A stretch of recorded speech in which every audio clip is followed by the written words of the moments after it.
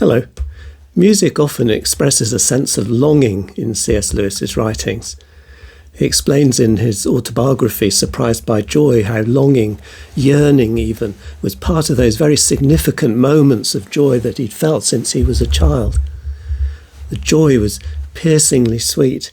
It comes like a stab, and you find many traces of it in the Narnia stories, often accompanied by music. So, for instance, in Prince Caspian, the poor put-upon teacher, it says, she looked out of the window and saw the divine revellers, that's Aslan and Bacchus and the dryads of the trees and so on, the divine revellers singing up the street, and a stab of joy went through her heart. It's a joy with a piercing undercurrent of longing. In The Lion, the Witch and the Wardrobe, when Mr. Beaver first mentions the name of Aslan, the children have a strong emotional response, like something said in a dream, which feels as if it says a lovely meaning, too lovely to put into words, which makes the dream so beautiful that you remember it all your life and are always wishing you could get into that dream again. It's so intense and creates that kind of longing. Dreaming often has that sort of significance in Lewis. And for Susan particularly, the feeling was like some delicious smell or some delightful strain of music had just floated by her. At the end of the Voyage of the Dawn Treader, the third Narnia story, they come very close to Aslan's country, which is like heaven for us. And they see through the great wave of water which they come to at the edge of the world, and through the great rising sun, which is much bigger and brighter than usual, to a glimpse of that country. And what they see are mountains, infinitely high, and at the same time they catch for a fleeting moment, it says, both a smell and a sound, a musical sound. Edmund and Eustace would never talk about it afterwards. Lucy could only say, "It would break your heart." "Why?" said I. "Was it so sad?" "Sad? No," said Lucy.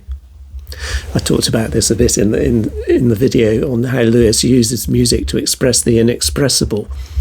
It would break your heart, but it's not sad.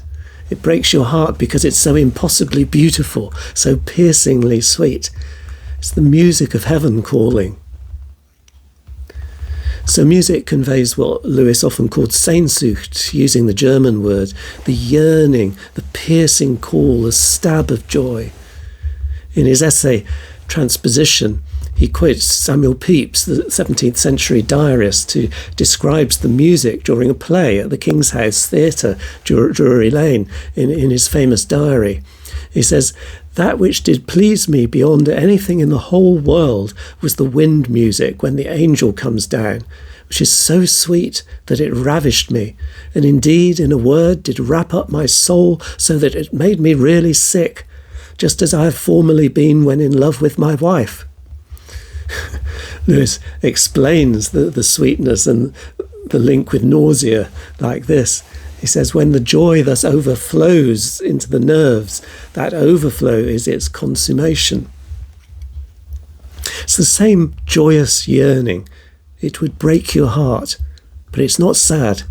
It's an extreme of beauty and joy, and it has a physical overflow into the body, which might make you even feel slightly sick.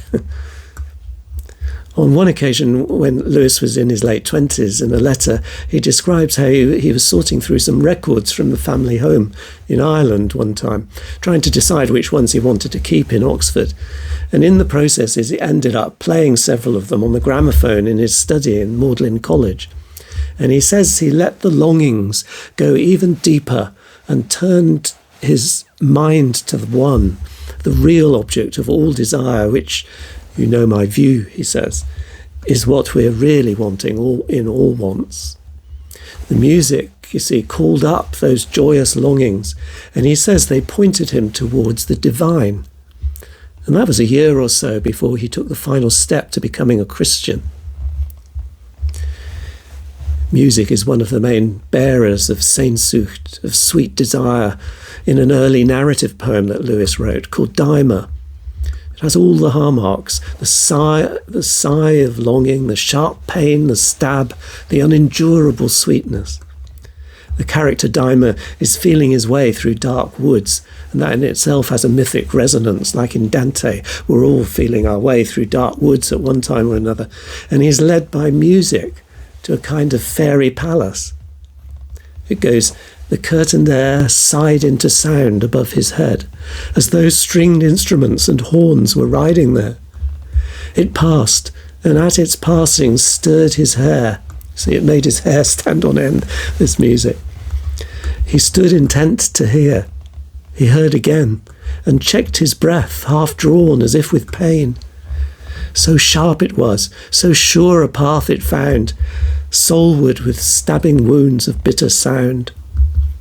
And often out of darkness, like a swell that grows up from no wind upon blue sea, he heard the music, unendurable in stealing sweetness, wind from tree to tree. This is all exactly the sort of language that Lewis uses to describe the stab of joy, unendurable in stealing sweetness. Battered and bruised in body and soul was he, when first he saw a little lightness growing ahead, and from that light the sound was flowing. So a magical scene in a magic wood for Dymer, with music and sweet longing. In Surprised by Joy, Lewis says the joyous longing, the almost unendurable sweetness, points ultimately to Christ. If you like these ideas, look out for another video on the music of ecstasy in C.S. Lewis. Thanks for watching.